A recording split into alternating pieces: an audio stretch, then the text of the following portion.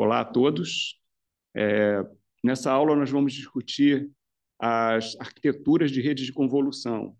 E a ideia é dar uma visão geral de redes de convolução e das suas arquiteturas e como se elas aplicam os problemas, tanto de análise quanto de síntese, focando no nosso objetivo final, que é estudar redes generativas. E, para isso, vai ser muito importante ver essa parte final dessas redes de convolução completas, que vai ser a segunda parte da aula.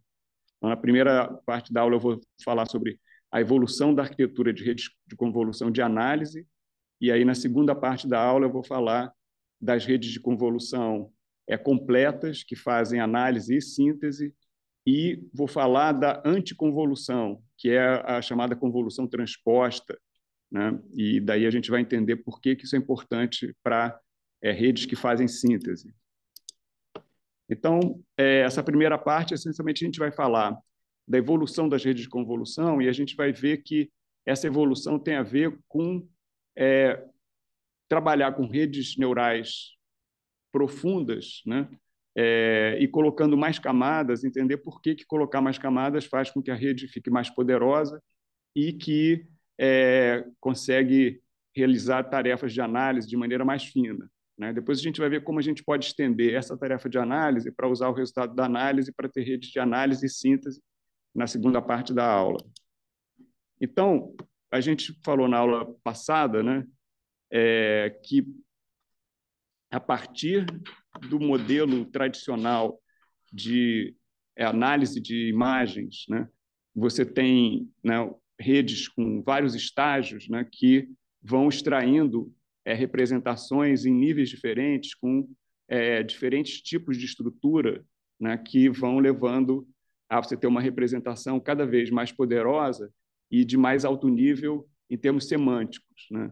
Só que nesse primeiro estágio da pesquisa na área de aprendizagem de máquina e visão computacional, essas camadas aqui, na verdade, não eram aprendidas, eram operadores que faziam análise e extraíam características, e essas características geravam as estruturas que a gente precisava para poder montar os diversos níveis de entendimento para análise de uma imagem. Então, aqui esse primeiro exemplo, né, de classificação de imagens, né, que você tem um ônibus, a imagem de um ônibus, e você quer saber classificar, entender que são ônibus. Então, você vai extrair as diversas estruturas, né, e no final você vai conseguir ter uma parte final que classifica.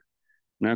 Com as redes neurais, a gente tem uma arquitetura semelhante, né, em diversas camadas, né, são as redes neurais profundas, só que cada camada dessas vai aprender a extrair as características da imagem e, a partir das características de cada nível, construir características que são representações de mais alto nível, com estruturas mais complexas, permitindo que, no final, você consiga fazer uma análise com um nível semântico apropriado. Né? E aí, o que a gente vai falar na aula de hoje é que assim, você tem, né, essa tendência de ter uma rede profunda, mas aí você, na verdade, a evolução das arquiteturas muda um pouquinho os operadores, né, mas todos baseados em operadores de convolução, mas você vai colocando esses operadores com mais níveis e tornando a rede mais profunda. E tem uma razão para isso, tanto como você, por que você deve fazer isso e o que impede que você crie uma rede muito profunda. Né? E a gente vai ver, assim, eu vou tentar dar intuição de como foi a evolução do estado da arte até chegar às redes profundas o suficiente para fazer o que a gente está interessado. Né? E, no fundo, a ideia aqui é assim, que, com as redes neurais profundas, você tem esse aprendizado que ele chama de end-to-end, né? Que aprende tudo ao mesmo tempo, né? E você vai treinando e, dependendo de como é que você estrutura a arquitetura da sua rede e como você tem, né, as funções de perda que você vai usar para fazer análise, né, você vai ter um espaço de soluções que é muito rico. Né? E a gente vai ver que mais para frente esse espaço de soluções ele vai estar ligado a você entender realmente a distribuição dos dados a partir de ter um modelo probabilístico que você pode amostrar e gerar dados dessa distribuição, né, que é o que a gente está interessado. Então, assim, a evolução histórica é exatamente essa, quer dizer, que vai de redes menos profundas a mais profundas, né? Esse shallow aqui, quer dizer, a gente considera a rede shallow rede com uma única camada, né? A rede que tem mais de uma camada, ela já começa a ser profunda, mas tem a profundidade pequena, tem uma profundidade muito grande. Então, historicamente, essa figura aqui ilustra muito bem, porque na aula passada a gente falou das redes de convolução e da rede de convolução LeNet, né, que o Ian LeCun propôs em 1998. Né? E aí depois teve uma sequência de 2012 até 2015, que a gente vai analisar nessa aula, né, onde a profundidade da rede foi aumentando gradativamente. Né? Só que, se você notar aqui nessa figura, tem esse espaço muito grande entre 1998 e 2012, que é chamado o hiato das redes profundas, né? O Deep Learning Gap. E por que isso aconteceu? Porque aconteceu, isso eu até mencionei na aula passada, porque os requisitos para você realmente fazer aprendizado profundo, né, usando redes neurais, não existiam ainda. Né? Quer dizer, duas coisas faltavam, e a gente viu isso um pouco nas aulas anteriores. Quer dizer, a primeira coisa é que o poder computacional era insuficiente, né, para você poder processar redes neurais profundas. Né? E o segundo é que você não tinha acesso a conjuntos de dados suficientes para você poder fazer o treinamento. Né? E durante esse período, né, que, assim, dependendo de como é que você analisa a história, pode parecer longo ou curto, né? Quer dizer, teve uma evolução muito grande, né, de paralelismo, de poder computacional, aumento de memória, etc. E, por outro lado, né, a internet foi evoluindo e se tornou uma fonte muito grande de dados. A gente, na aula passada, falou da Imaginet e tal. Então, foi isso que permitiu, né, esse avanço a partir de 2012. Né?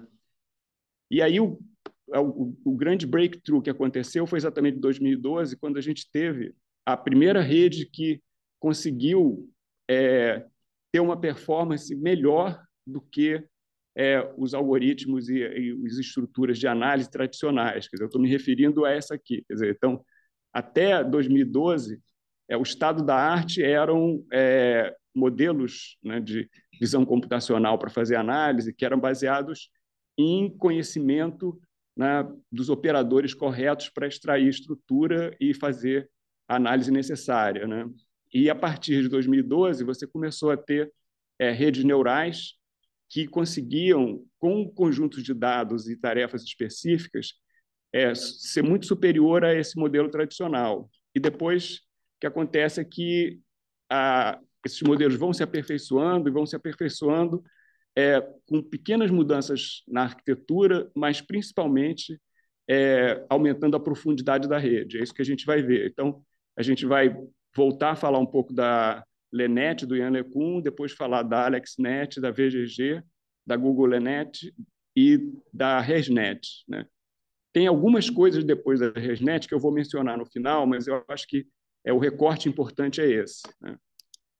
Então, você vê que aqui, quer dizer, eu estou falando historicamente, eu falo que aumenta a profundidade, mas eu não estou assim, nomeando e especificando quais são as profundidades, mas aqui dá para ter uma ideia, né, exatamente desse espectro da profundidade, né, de redes que são mais rasas e redes mais profundas. Né? Então, a gente começa com redes de 5 camadas, que seria o caso da LeNet, e vai aumentando para redes de 10 camadas, de 30 camadas, de 100 camadas, e, teoricamente, poderia ir para redes bem maiores, até 1.000 camadas. Então, você vê que você vai mudando aqui, assim, tendo estágios com ordem de magnitude diferente. Né? E isso faz muita diferença. E aí tem uma questão técnica que eu vou mencionar rapidamente, mas, se vocês tiverem curiosidade disso nas aulas dos outros cursos, isso tem muito mais detalhe, é que, para você poder aumentar a profundidade da rede, você tem que mudar algumas coisas na arquitetura, porque senão o treinamento não fica estável, né? Então, por exemplo, para você passar de 5 camadas para 10 camadas, a rede de 5 camadas é fácil de treinar, né? Mas quando você tem uma rede de 10 camadas, você já precisa tomar cuidado como é que você vai inicializar a rede e fazer aquela batch normalization que eu mencionei na aula passada. Aí a coisa funciona bem, né? Só que quando você passa de 10 para 30, você precisa introduzir algumas outras coisas, e no caso aqui, depois eu vou falar mais para frente na aula, essas conexões que fazem um pulo na rede, quer dizer, porque a rede ela tem os operadores que tem uma camada atrás da outra, mas você tem umas conexões entre as camadas que pula de uma para outra, né? E para passar de 30 para 100, você tem que colocar, na verdade, essas conexões fazendo um tipo de operação que vai permitir você, vamos dizer assim, não ter redundância, que eu chamo de essas conexões que preservam a identidade, né? Então, o que a gente vai ver nessa parte inicial da primeira parte da aula é exatamente essa evolução, né? Então, começando com a LeNet, né? A gente viu, a LeNet foi a primeira rede de convolução, né, com várias camadas, uma rede profunda, né? E tem o que a gente viu na aula passada, né, que você tem, né, aqueles módulos básicos, que você tem um operador de convolução, ele vai calcular, né, features, né, você vai aplicar nisso uma não linearidade, depois você vai fazer uma mudança de escala, né, com subamostragem, e vai repetir isso por algumas camadas, e depois, né, no final, você pode ter uma camada final que é totalmente conectada, que não faz convolução, mas faz análise para dar um resultado de análise, né? Então, eu dei esse exemplo aqui, né, que é um exemplo de aprender dígitos, né, escritos à mão, né, daquele dataset MNIST, né? E isso aí é a base do que a gente vai ver para frente. O ponto é que tem essa estrutura é a mesma, só que ela é bem simples e ela é relativamente rasa, né? Tem 5 camadas, né? Aí o grande breakthrough vem com a AlexNet, né? Que já é uma rede mais profunda e começou realmente a explorar o paralelismo. Então aqui é a estrutura da LeNet, e um negócio que é importante ver aqui é que não dá para ver muito bem nessa figura, mas assim, ela tem uma rede profunda, né, com 8 camadas, mas na realidade ela tem é, 2 redes em paralelo trabalhando juntos, porque ela usa 2 GPUs, né? E a razão é porque não tinha uma GPU poderosa o suficiente para fazer o que eles queriam, e eles paralelizaram, colocando 2 GPUs para trabalharem em paralelo. E aí tem uma questão que aqui você tem uma rede de convolução que está processando assim, mas você vê que em algumas camadas uma das redes se comunica com a outra. Tá vendo? Essa segunda camada aqui, ela passa os resultados para cá e para cá, e a mesma coisa nessa aqui, né? Isso não é em toda a parte da rede, são alguns pedaços específicos para você manter a integridade, porque como o operador de convolução é local, né, isso é possível de fazer, né? E aí, com isso, eles conseguiram, né, uma implementação em GPU que assim, é 50 vezes mais rápido do que a melhor implementação em CPU, né? E para esse negócio funcionar bem, eles tiveram que botar algumas coisas a mais, por exemplo, né, para ter mais dados, eles usaram uma técnica que é chamada de dropout, né, que faz uma regularização e, ao mesmo tempo, aumenta a capacidade da rede. Eu não vou explicar aqui, mas se vocês tiverem curiosidade, podem procurar, né? E, por outro lado, também, quer dizer, eles usaram a Imaginet, né, que assim, também a ordem de grandeza muito maior do que os bancos de dados, datasets anteriores, né? Aí, com isso, eles têm essa arquitetura que realmente funcionou muito bem. E para vocês terem uma ideia da questão de tempo, não sei se está dando para ver aqui, essa última linha, né, foi treinada nessas 2 GPUs em paralelo por uma semana, né, para conseguir ganhar dos outros modelos, né? E aqui tem, né, o tamanho da rede, né? Ela tem 7 camadas escondidas, né, com mais a camada de saída, tem 650 mil neurônios e 60 milhões de parâmetros, né?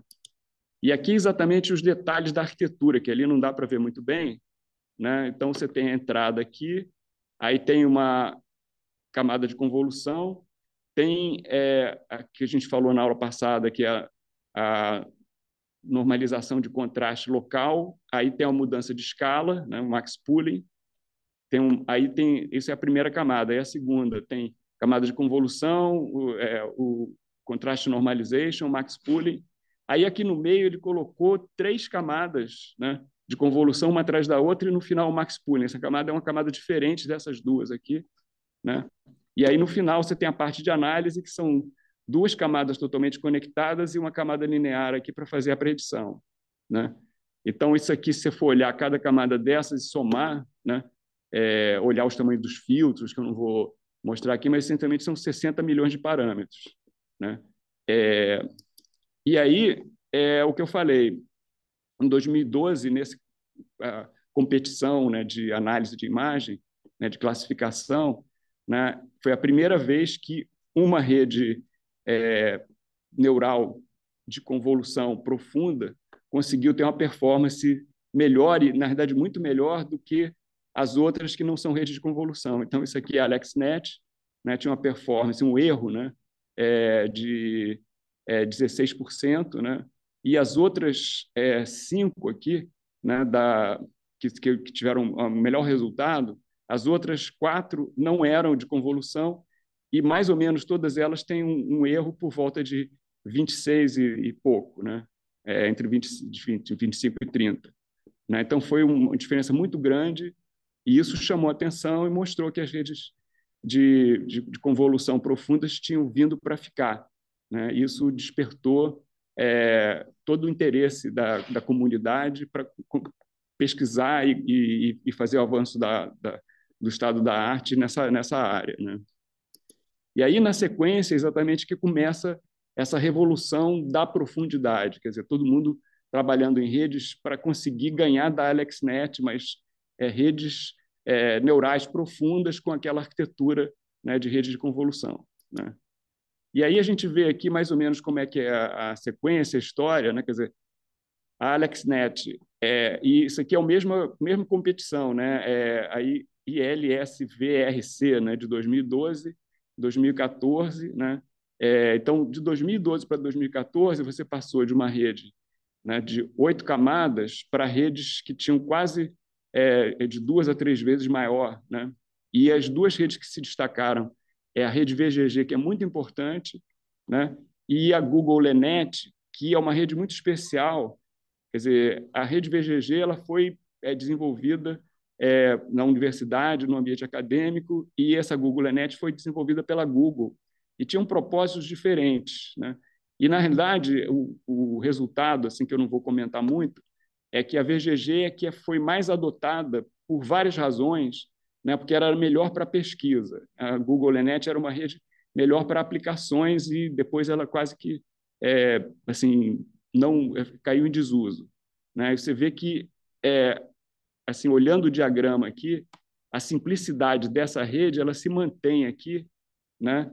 Só que com mais camadas. E a Google LeNet não é uma rede simples, é uma rede complicada aqui, né? Você vê que isso tem razões específicas para ela ser uma rede mais para aplicações, né?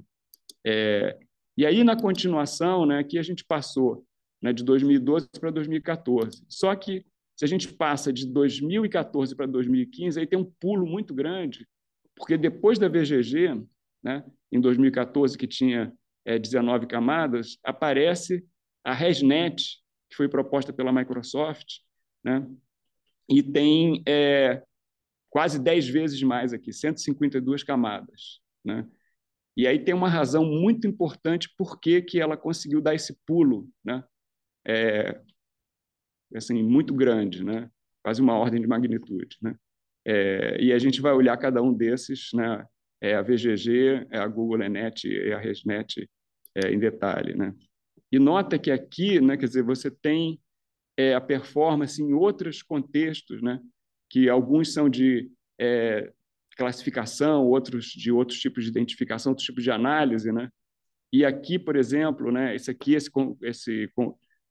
competição Pascal, né, que é o conjunto de dados aqui, é para detecção de objetos, né? Então, aqui você quer que a percentagem de acerto que você tem, né? Então, se você pega a LexNet, né, uma rede rasa, né, daqueles modelos que a gente viu que não são redes de convolução, né, tem uma taxa de acerto de 34%, né? A LexNet tinha 58%, a VGG 66%, e com a ResNet você tem um pulo muito grande aqui, né? Você já passa para 86%, uma ResNet de 101 camadas, né?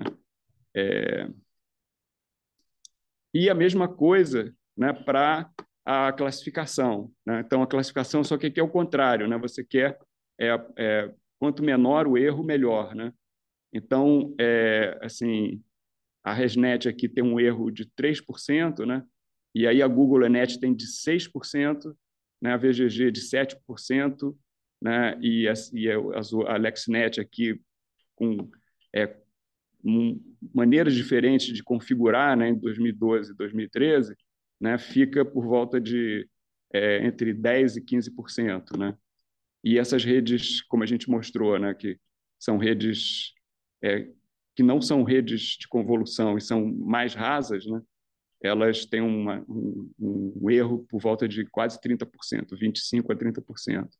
Né? Então, realmente mostra que assim, você ter redes mais profundas tem assim uma performance muito maior, né?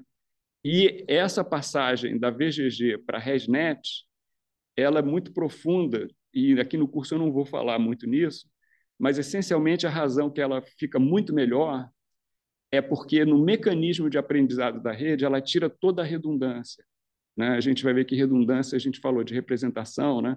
Quando você não tem redundância, a representação ela é mais poderosa, né? Então, o que está por trás da VGG é um espaço de escala, porque você vê que quando muda a resolução, né, através do pooling, né, você está mudando a escala, então é como se fosse uma pirâmide de escala. A gente vai falar um pouquinho mais disso no curso, mas eu não vou entrar em detalhe sobre isso. E a ResNet, na realidade, ela é como se fosse uma estrutura de detalhe, não é de escala, é uma pirâmide laplaciana, né?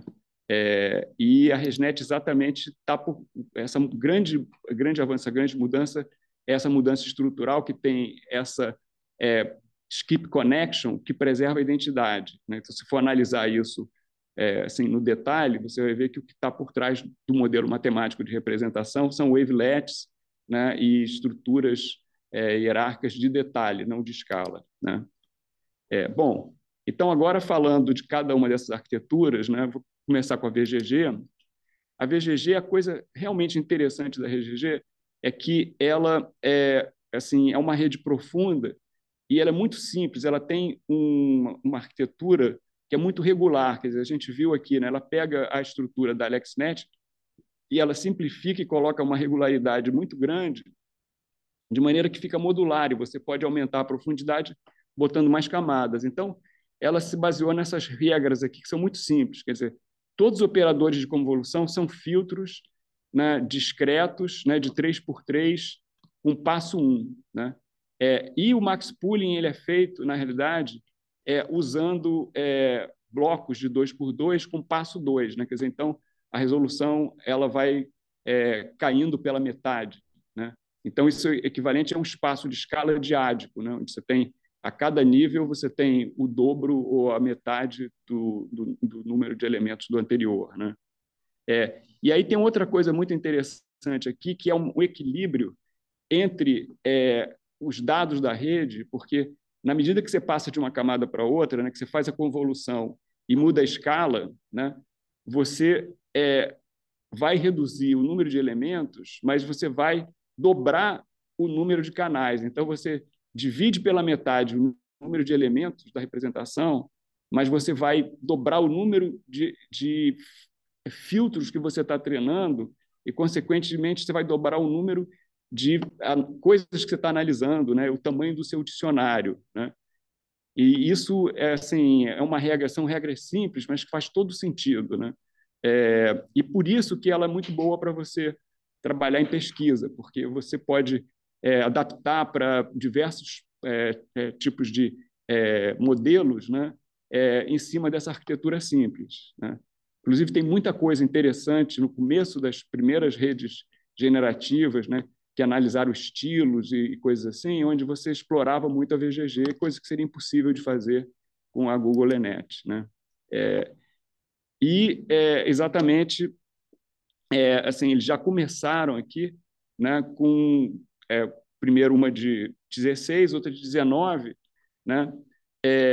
E era sempre isso aqui, quer dizer, você tinha convolução, convolução, pooling, né? E você poderia fazer pequenas variações, né?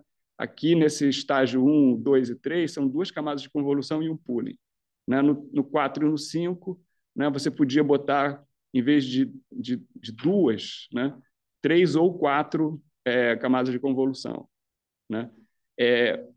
E por que eles fizeram desse jeito? Porque era difícil treinar a rede com mais de 20 estágios, né? Então, isso aqui fez com que a rede ficasse mais poderosa, colocar mais camadas de convolução aqui nesse ponto, né? E aí vem a ResNet, que consegue, né, colocar muito mais camadas, né, baseado nessa arquitetura simples, né, da VGG, nisso aqui, né, com esse truque, que não é um truque, uma coisa muito profunda, né, que é botar a skip connection, que preserva a identidade. Então, a ideia, né, a ResNet, o nome vem de rede residual, e a ideia é o seguinte, é que isso eu não vou contar a história toda aqui, eu só vou resumir. Os pesquisadores que desenvolveram a ResNet, eles fizeram uma experiência de aumentar o número de camadas e aumentando o número de camadas e tem mais parâmetros. Se você treina uma rede que tem mais parâmetros, você deveria aprender melhor, né? E aí eles chegaram à conclusão que isso não estava acontecendo, que você botava mais parâmetros e a rede aprendia menos, aprendia de uma maneira pior. E a razão é que ela estava treinando, né, de uma maneira que não era efetiva, né? Essencialmente, eu já comentei aqui, né, a maneira como você faz o gradiente descendente e uma série de outras questões, né, quer dizer, não estava acontecendo, né, efetivamente no treinamento, né? E aí eles fizeram uma lógica que é assim, uma rede, se ela realmente está aprendendo coisas, ela tem que aprender a operação identidade, né? Então, como é que a gente faz para a rede aprender a operação identidade? E aí, eles, através dessa skip connection, eles bolaram uma maneira de mostrar que a rede aprendia identidade e, ao mesmo tempo, eliminava a redundância. Então, e como tem essa questão de você mudar a escala, quer dizer, você passa a ter uma rede de detalhe, porque, essencialmente, você pode imaginar assim, você tem uma coisa que é mais simples, né, que é uma base, né, que tem, né, por exemplo, se for analisar, a gente falou aqui no curso rapidamente, né, de análise do conteúdo de frequência, né, de uma representação, né? Então, se você for pensar, quer dizer, que num primeiro nível você tem uma coisa numa escala muito baixa, né, com uma banda de frequência limitada, né, se você vai aumentando a frequência, né, quer dizer, as coisas estão redundantes, porque o que tinha de informação no nível anterior está contido no nível seguinte, assim por diante, né? Isso aí é a estrutura de escala, o espaço de escala, né? Mas se você pega a diferença entre dois níveis de escala, o que você tem é o detalhe, quer dizer, o detalhe que falta num nível para completar o outro, né? E aí você elimina a redundância. E assim, e você pode olhar essa operação de um lado ou do outro, quer dizer, se você tem a escala 1 e subtrai a escala 2, você tem o detalhe, mas você tem a escala 2 e soma a escala 1, você tem a coisa com mais detalhe. Então, essa soma aqui, né, no fundo, é você ter uma maneira de aprender o detalhe, né? E então, o que eles pegaram foi, eles perceberam que fazendo simplesmente isso aqui, a rede funcionava de uma maneira muito melhor, né? E aí chamaram de rede residual porque você está aprendendo o resíduo, que o resíduo é o detalhe, né? E eles adotaram uma arquitetura regular como a VGG, quer dizer, você tem blocos, né, que tem duas camadas, né, de operadores de convolução 3x3, né, e a rede é dividida em estágios, né, e a mesma coisa, quer dizer, é, depois que ele faz essas operações aqui, ele vai mudar a resolução pela metade e dobrar o número de canais, né? Só que ele coloca essas skip connections, né? E aí com isso cada bloquinho desses aqui, né, que tem, né, está mostrando aqui esse pedacinho e o pulo, né, é o bloco que ele chama de bloco residual.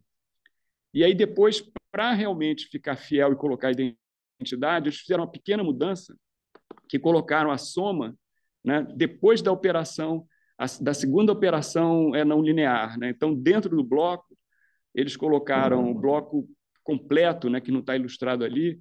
Você tem, né, um batch normalization, aí tem uma ReLU, tem a convolução, tem outro batch normalization, outra ReLU e outra convolução. Então, você vê que é um negócio muito regular, né? E o fato de colocar essa operação de soma aqui garante que você vai poder reproduzir a identidade. Quer dizer, se você está treinando uma coisa para exatamente aprender a função que entrou, isso é exatamente igual, né? Isso aqui vai permitir que você possa fazer isso, né? E é fácil de provar porque se você botar todos os pesos do operador de convolução igual a zero, esse pulo aqui faz com que você tenha identidade, né? E se você faz isso dessa maneira, você não consegue, né? Então, assim, com isso, mostrou que a rede funciona muito bem, né? E daí ficou, até hoje, assim, a inspiração para o estado da arte das redes, da arquitetura de redes de convolução, que usam variações disso, mas todas elas têm essa coisa de skip connection e tal, né? E aí a gente estudando aqui um resumo do que a gente viu até agora, né? Pegando as redes que a gente falou aqui, quer dizer, a VGG, né, a ResNet, a GoogleNet, a AlexNet e tal, e olhando aqui, assim, comparando em termos do número de parâmetros, né, e acurácia, né, você tem que a ResNet ela tem assim a melhor o melhor patamar de acurácia, né, e à medida que você vai aumentando aqui de 34 para 50, para 100, para 152, ela vai chegando perto da Inception, que tem uma acurácia maior, mas ela foi feita para não para ter esse modelo que permite você fazer pesquisa, né? E desenvolvimento. Ela foi feita para você fazer aplicações, então ela tem toda uma porção de coisas ali dentro que são difíceis de você trabalhar, então ela consegue uma acurácia maior, né? Mas ela, por um lado, ela é maior, né? Tem assim, precisa de mais parâmetros e é mais complexa, né? E por outro lado, se você comparar a ResNet com a VGG, ela também é bem maior pela maneira como a rede é estruturada. Eu não vou entrar aqui em detalhes, mas então você vê que a ResNet, as características dela, que é uma rede que tem, ela é muito simples, né? Tem uma eficiência muito boa e tem uma acurácia muito alta, né? Então, por isso que ela ficou a arquitetura assim, de preferência para a evolução do estado da arte a partir dela, né? Então, assim, resumindo, né? Assim, a gente mostra que nessa história e nessa sequência, né? Você tem, né? Aumento da profundidade, né? Que você tem a AlexNet, aí tem essa outra rede que eu não falei aqui, e depois a VGG, que vai mostrando que as redes mais profundas funcionam melhor, né? A GoogleNet é uma exceção, né? Porque foi a primeira a focar em eficiência, né? E tem alguns truques aqui que faz com que ela seja complicada para ser mais eficiente, né? E mostrou que tem coisas que funcionam ali que você pode usar como ingredientes de outras arquiteturas de rede, né? E aí tem a ResNet que mostra que você consegue treinar redes muito profundas, né? Exatamente porque ela consegue que o treinamento seja estável, né? Com uma arquitetura que elimina redundância, né? No processo. Tem algumas coisas que eu não estou falando aqui que você pode fazer uma análise em termos de teoria de probabilidade, de como é que a rede está aprendendo, que é uma coisa bem mais fina, né? E como que isso influencia no comportamento do gradiente e tal. mas, essencialmente, a intuição é essa, quer dizer, que ela está trabalhando com uma coisa que não tem redundância e fica fácil de aprender, e, e o gradiente ele é bem comportado por causa disso, né? Aí, como eu falei, depois da ResNet, quer dizer, você sabe que você pode ir aumentando a profundidade, e isso que eu coloquei aqui, que, né, você teoricamente, né, poderia chegar a redes que chegam até a passar de 100 para 1.000 camadas, né? Você pode fazer isso, né, com a ResNet, né? Mas chega um ponto aqui por volta de entre 100 e 200 que você já tem a performance necessária. E aí que você quer são outras coisas para aumentar a eficiência, etc., né? E aí, nessa parte desse resumo aqui, quer dizer, depois que as pessoas perceberam isso, né, aí a pesquisa e o avanço do estado da arte ficou em termos de você voltar um pouco essa questão da Google Enet, mas de um outro jeito, né? Que é você ter, né, eficiência, mas com outras estratégias, né? Quer dizer, então, como que você pode aumentar a acurácia, né, sem aumentar a complexidade e o tamanho da rede, que era uma coisa que a Google Enet tinha uma boa acurácia, mas ela tinha uma grande complexidade. Aí tem uma tendência de algumas redes que eu não vou falar aqui, que por exemplo, são redes pequenas, né, bem compactas, que conseguem ter uma boa acurácia e são eficientes porque são pequenas, né? A MobileNet, ShuffleNet e outras, né? Então tem toda uma pesquisa assim, e eu diria assim que a tendência, até que a gente vai ver no curso daqui para frente, na realidade não pensar na arquitetura, né, de uma rede, mas assim um sistema que combina várias arquiteturas de rede para uma série de coisas. Então, se vocês lembrarem que eu falei no começo do curso, né, das redes adversárias, né? Redes adversárias não é uma rede, são redes diferentes que estão trabalhando entre si, são redes adversárias, como o nome já diz, né? E você tem, para vários tipos de aplicação, você tem arquiteturas com isso, mas, no fundo, a parte central, né, é a rede de convolução que a gente viu, né, naquela estrutura na aula passada, e essa arquitetura da ResNet que a gente está vendo agora, né? Bom, então, essa parte que eu falei agora, essencialmente, são as redes de análise, né? E se for ver, o que acontece é que você tem que a rede começa com uma imagem numa certa resolução e ela vai criando representações, né, cada vez mais estruturadas, que exatamente por causa daquele efeito que eu falei, que é o campo visual, né, que você está analisando uma certa estrutura, você vai mudar a resolução porque se você quer identificar uma face, a face pode ocupar a imagem toda. Então, no final, você vai querer ter uma representação que tem uma face nesse lugar aqui e ocupa uma área muito grande, né? Então, você vai meio que afunilando, né? E tem a ver com uma coisa que a gente vai ver aqui daqui a pouquinho, e mais na frente no curso, é como se fosse um codificador-decodificador, né? Quer dizer, então, você criar essa representação, né?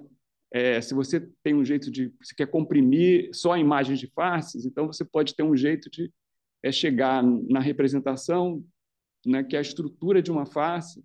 E aí tem a pergunta: se eu tenho isso, eu posso reconstruir a face? Quer dizer, eu posso ter uma nova face que vem a partir dessa coisa? Então, seria uma rede de convolução que faz análise e síntese, né? Então, a gente vai discutir exatamente as redes de convolução completas agora, nessa segunda parte, né, que surgiram depois, porque a primeira onda, né, na área de aprendizagem de máquina e visão computacional foi de redes de análise. E aí depois você tem essas redes de análise e síntese e depois as redes generativas, né? E aí, para motivar, eu vou falar do problema de segmentação e por que segmentação precisa fazer análise e síntese, porque assim, você tem que trabalhar na resolução da imagem, né? Você não pode... Você quer entender alguma coisa, mas você quer entender essa coisa e saber exatamente onde é que essa coisa está na imagem, com todos os detalhes, que é exatamente a segmentação. E aí vai precisar dessa estrutura, dessa arquitetura de rede de convolução completa, né? Então, o que é isso? Qual é o problema? Eu vou falar do problema geral de segmentação semântica, né? Independente detectar ou classificar, né? A gente pode juntar a segmentação semântica com detecção, né, e localização e uma série de outras operações, né? Mas que eu tirei daqui porque assim, não é o propósito do que eu estou querendo passar para vocês, né? Então, a ideia da segmentação semântica é que você quer identificar a classe de cada pixel. Quer dizer, se você está fazendo classificação, você vai identificar a classe da imagem como um todo. Mas aqui não, você quer segmentar a imagem em pedaços, que cada pedaço pertence a uma classe de coisas, né? Que você sabe o que é, né? Então, exatamente é isso. Você vai querer, né? E para fazer isso, você pode usar, né, o modelo que tem, né, aprendizado supervisionado, quer dizer, a imagem rotulada, quer dizer, você tem uma imagem e a imagem segmentada e você quer aprender isso, né, e generalizar para qualquer imagem que tenha aquelas classes, né? Então, essencialmente, você vai querer rotular cada pixel, né, com a categoria correta, né? Então, por exemplo, aqui você tem uma imagem que tem várias categorias. Você tem o objeto principal aqui que está na frente, né, no foreground, que é um gato, e aqui esses pixels todos pertencem ao gato. Aí você tem o céu aqui em cima, você tem a grama, você tem árvores, e você quer saber separar a imagem nessas regiões, né? E esse que é o treinamento. Então, por isso que você tem que pensar em análise e síntese, porque você vai analisar, né, e classificar, né, esses grupos, né, de pixels, mas você tem que saber discriminar um por um, né? Você tem que estar na resolução da imagem original, né?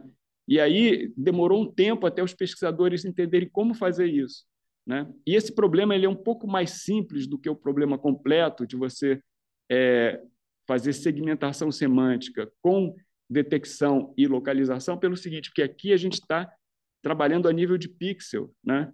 E categorizando, né, classificando cada pixel de acordo com a classe, né? Mas, por exemplo, essa imagem aqui eu tenho duas vacas, uma do lado da outra, né?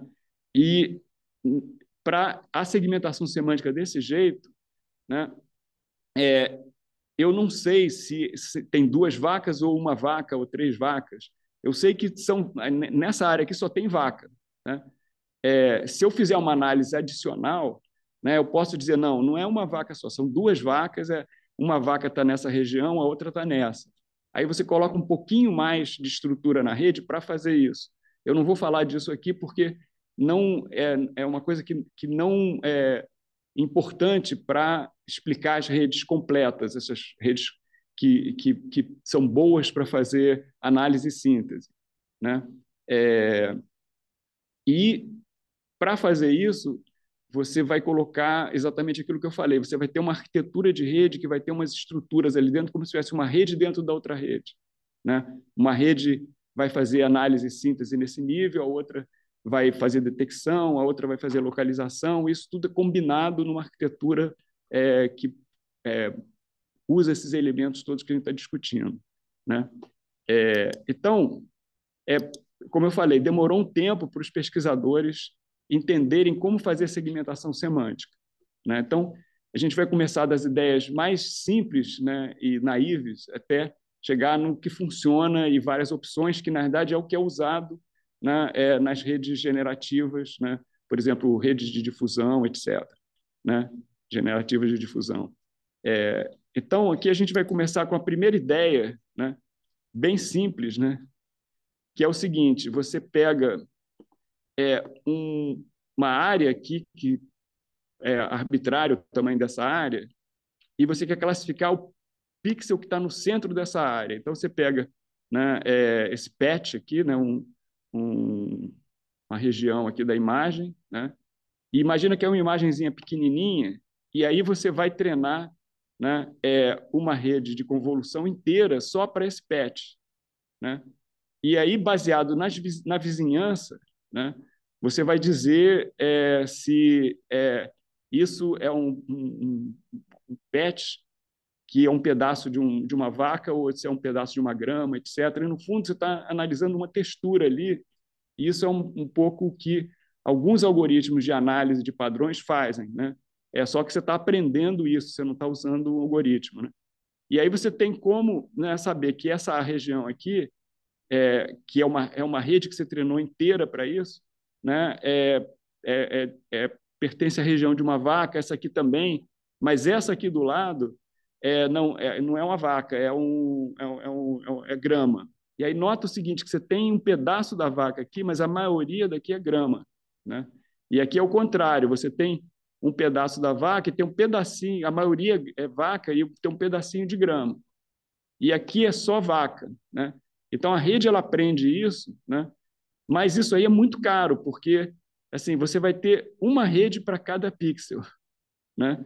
E você tem que treinar a rede inteira para cada pixel, você vai ter que guardar os parâmetros. Funciona, né? Mas é o método força bruta, né? Então, assim, você não tem como aproveitar a análise que você fez para isso, porque nota que eu estou pegando três regiões aqui muito próximas uma das outras, né? E eu não estou aproveitando a análise que eu fiz dessa primeira para a segunda e para a terceira, né? Então, realmente, é força bruta e a gente está assim, fazendo o mesmo trabalho várias vezes e guardando os resultados várias vezes, né? Então, qual é a ideia? A ideia é assim, então vamos fazer o trabalho uma vez só, né? E aí usar uma rede de convolução que vai analisar a imagem inteira, né? Mas pensando no resultado de cada pixel. Então, de uma certa maneira, você vai analisar, né? E você sabe o rótulo de cada pixel, né? E você treina tudo ao mesmo tempo. Então, você faz a predição para todos os pixels ao mesmo tempo, né? E aí é uma maneira de estender aquele negócio, só que reutilizando os cálculos, né? E aí, no final, você vai ter a classificação, né?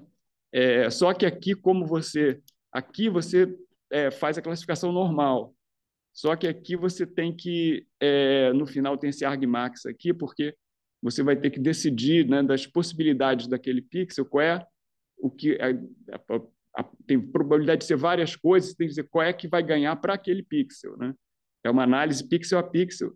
E o problema aqui é que você tem que fazer todas as convoluções, né, no tamanho original da imagem, que não tem mudança de escala, né? Então, assim, muito grande, né? Que aqui, no caso, a convolução é a dimensão da imagem com o número de filtros, né? Aqui são as classes, né? E aqui é a predição, né? E isso fica muito caro, principalmente se você tiver imagens de alta resolução, né? Mas essa ideia de reaproveitar o cálculo, né? E fazer tudo com convolução, né? Mostrou que é uma ideia, é, uma boa estratégia, vamos dizer assim, né? É uma ideia vencedora. E aí vem exatamente a, a luzinha acendendo, né? Que idea, né? Dizer, se a rede de convolução de análise faz a mudança de escala, né? E o problema aqui é que está tudo na mesma escala. E por que está tudo na mesma escala? Porque eu tenho que, na verdade, classificar cada pixel e tenho que saber o valor para cada pixel. Se eu mudar a escala, eu não vou ter isso, né? Eu vou ter blocos aqui, né? Isso não interessa. Então, como é que eu faço de conseguir ter a saída que tem a mesma resolução da entrada e usa essa estrutura de uma rede profunda que é baseada em convolução, né? E, ao mesmo tempo, consigo a eficiência que é mudar de escala para a rede de análise. Aí chega naturalmente na ideia de uma rede totalmente convolucional que faz mudança de escala para reduzir a escala e mudança de escala para reconstruir a escala, né? Então, você tem a análise, que é essa parte de downsampling, e a síntese, que é essa parte de upsampling, né? E aí fica muito eficiente, né? E nota que isso aqui é exatamente análise e síntese, porque você fez uma análise até chegar numa coisa aqui, que você reaproveitou todas as coisas com o operador de convolução que você aprendeu e tal, que treinou, e aqui você treina de reconstruir e achar o resultado certo para os pixels de uma maneira muito eficiente, né? Qual é a questão aí? Quer dizer, não é bem um problema, é uma questão teórica de pesquisa. A questão é que vou ter aqui upsampling. E o que é upsampling? A gente sabe o que é convolução, a gente sabe o que é downsampling, mas não sabe bem o que é upsampling, né?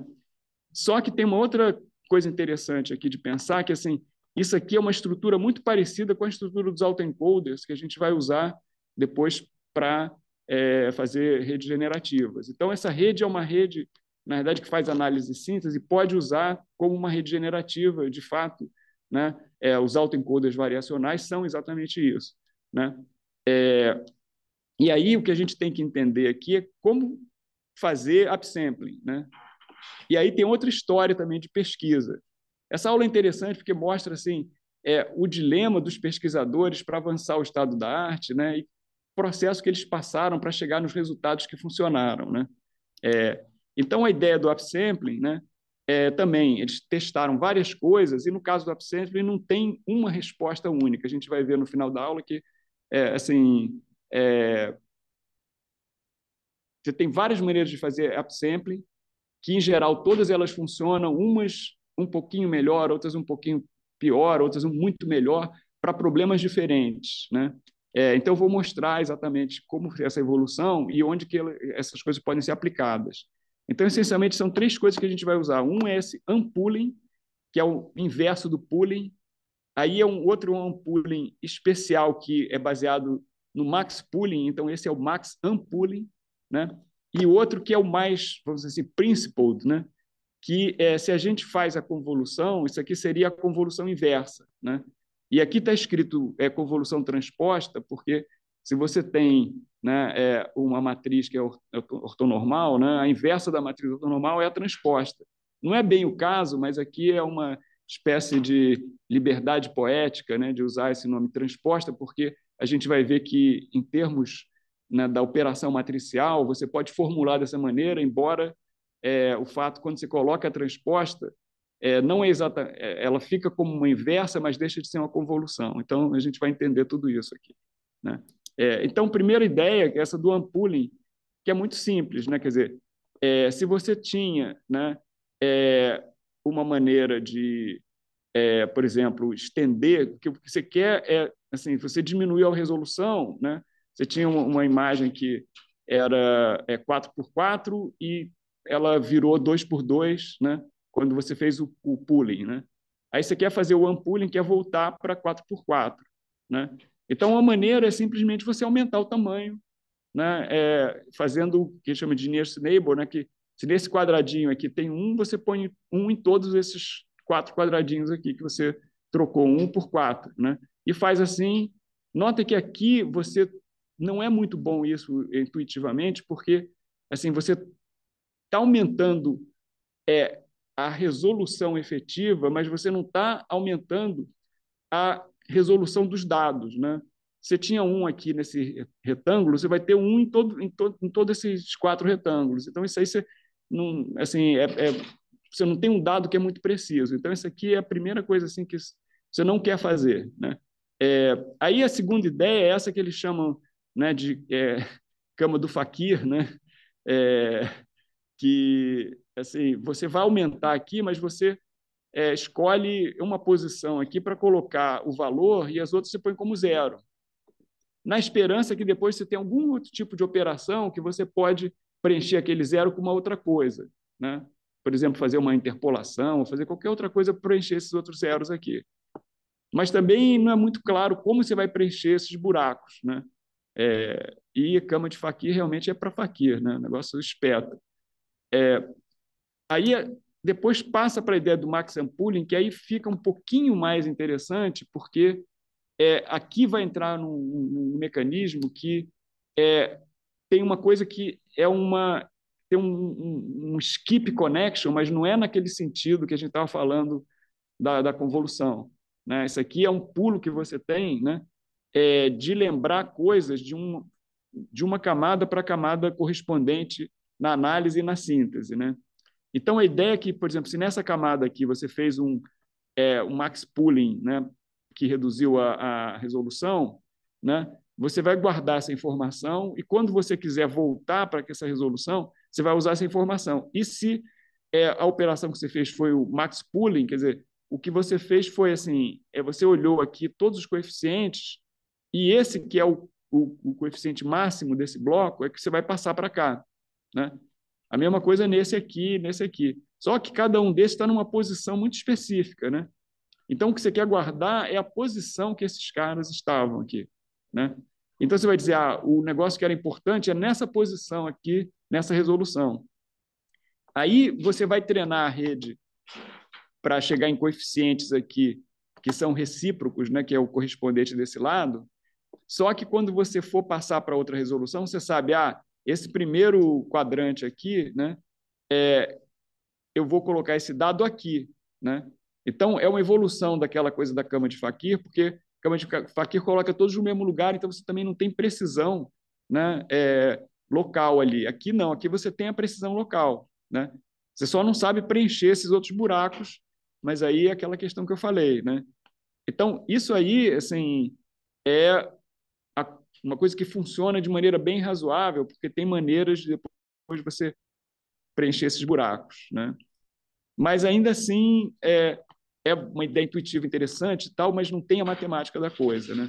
Aí a matemática da coisa é você aprender a anticonvolução, quer dizer, aprender o inverso da convolução, né? Então é o learnable upsampling, né?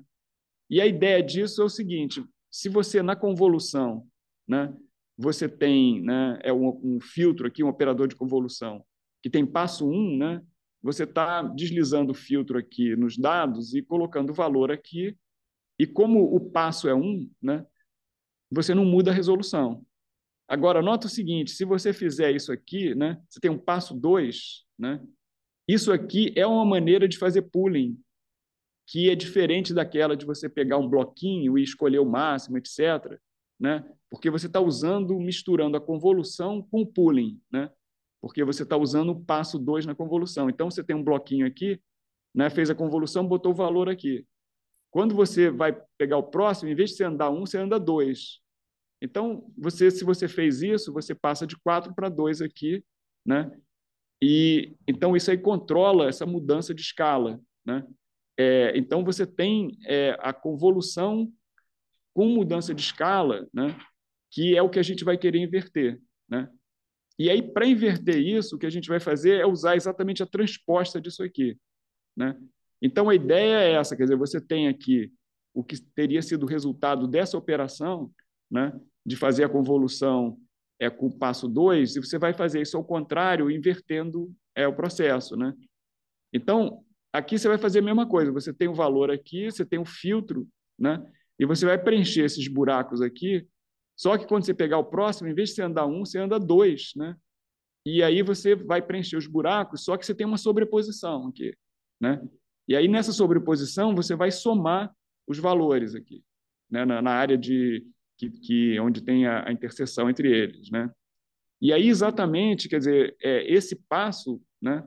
Você consegue inverter e você pode imaginar que isso aí é a convolução transposta, né? É uma mudança de escala de 1 para 2, né? E aí, qual é realmente a relação disso com a transposição, né? E a chamada convolução transposta? Por que tem esse nome? Tem outros nomes, na realidade, né? Você pode chamar de deconvolução, né? Upconvolution, né? Convolução com passo fracionário, né? Porque se você foi na ida fez um passo de 2, você vai fazer um passo de meio, vamos dizer assim, entre aspas, né? Ou convolução com um passo, né? Reverso, né? O backward.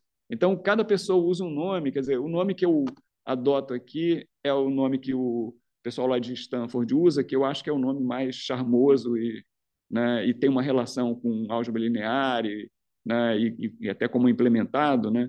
Então, eu acho que faz sentido. Mas você pode chamar também de deconvolução, que ele diz que é ruim aqui, por quê? Porque deconvolução em teoria de sinais é outra coisa, né?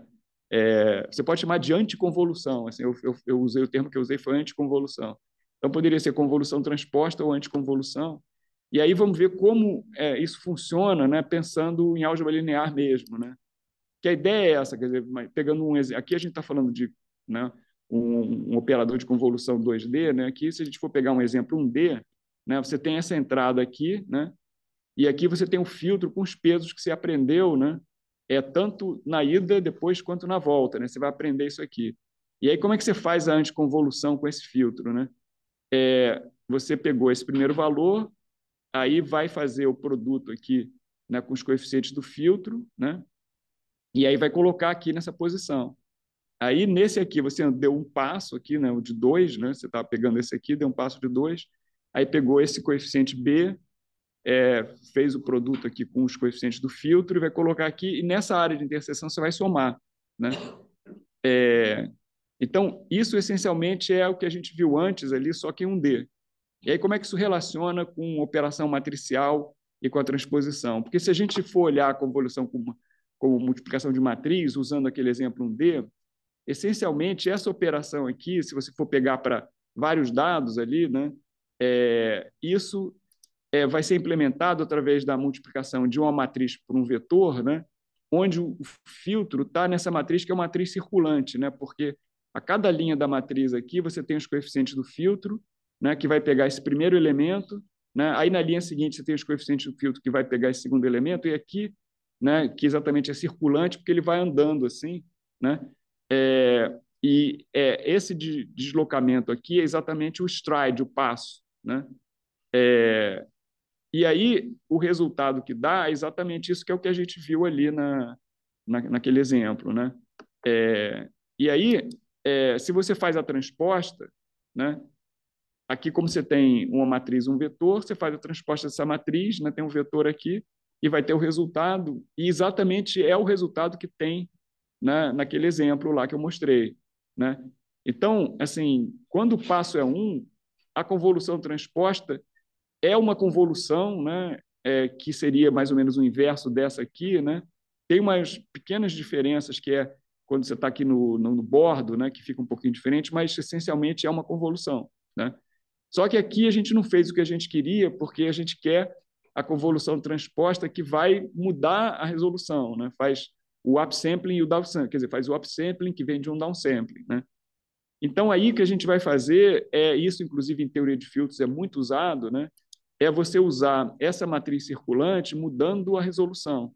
Então, nota que se você eliminar linhas aqui ou fazer o passo ser igual a 2, né? O que acontece é que você vai mudar a resolução, porque aqui você tem o filtro, né? E ele vai pegar esse primeiro elemento, aí você vai andar 2 e pega o segundo elemento, né? E aqui o resultado vai ser, né? Aqui você tinha 4, né? E aqui você vai ter 2, então você mudou a resolução, né? Então, com o passo 2, ele muda a resolução. E aqui você pode fazer também a transposta, que é isso aqui, você faz a transposta dessa matriz, né? E aí agora a matriz circulante aqui está, em vez de ser na horizontal, está na vertical, né? E o resultado dá exatamente aquele exemplo que a gente mostrou, né?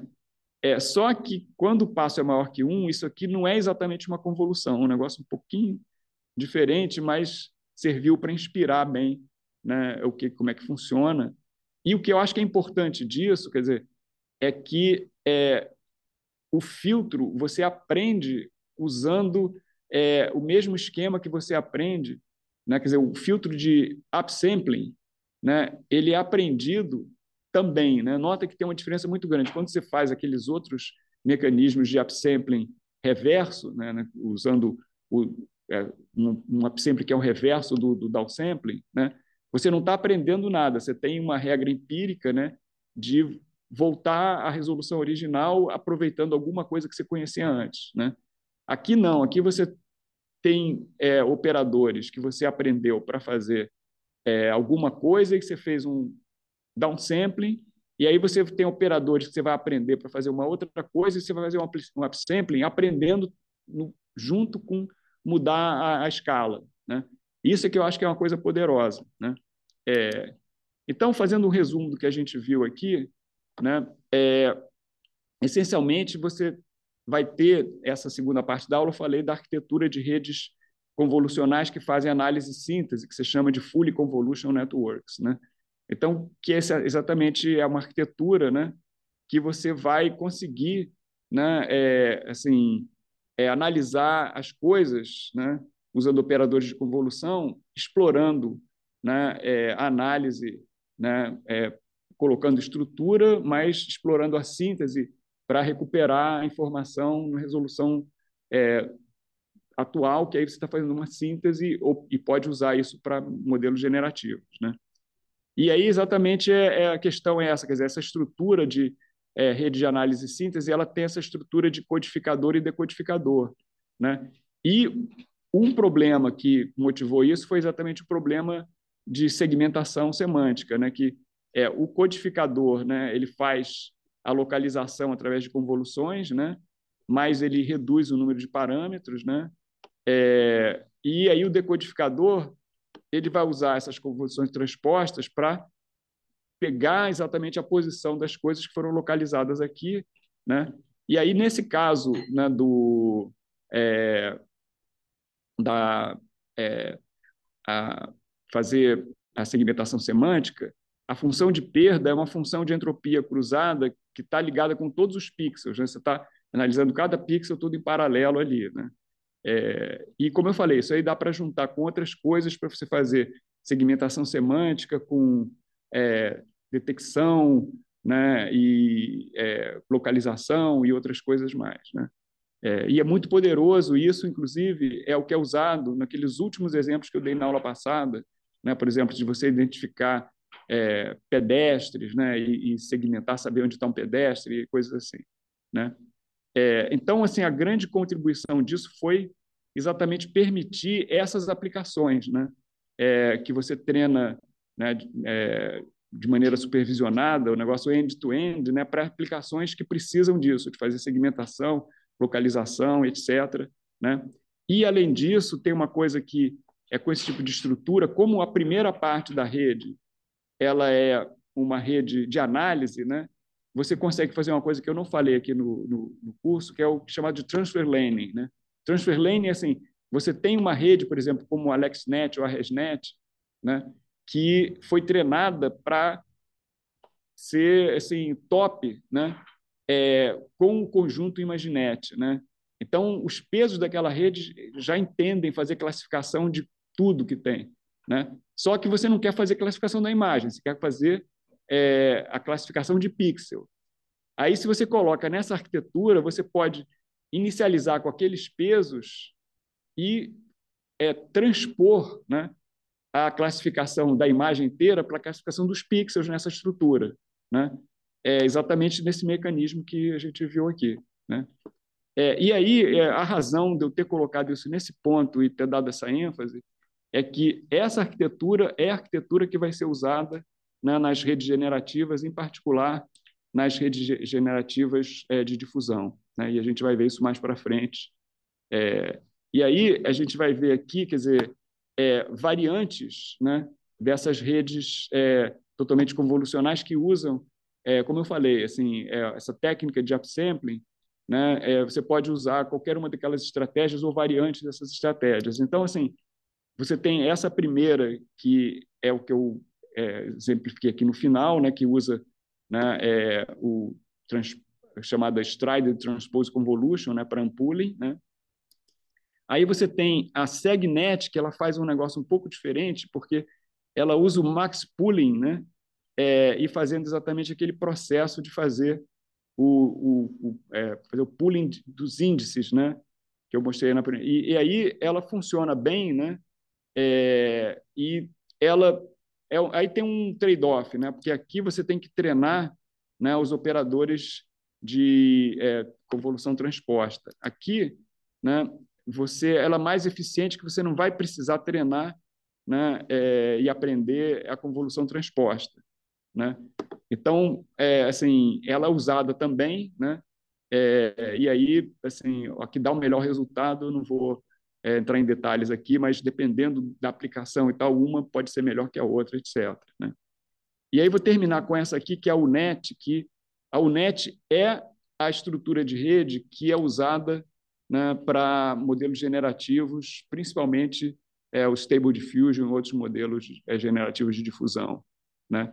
Então, a UNET ela tem realmente a estrutura de um encoder-decoder, né? E ela tem, né, essas long skip connections, né? E ela mais ou menos mistura, né,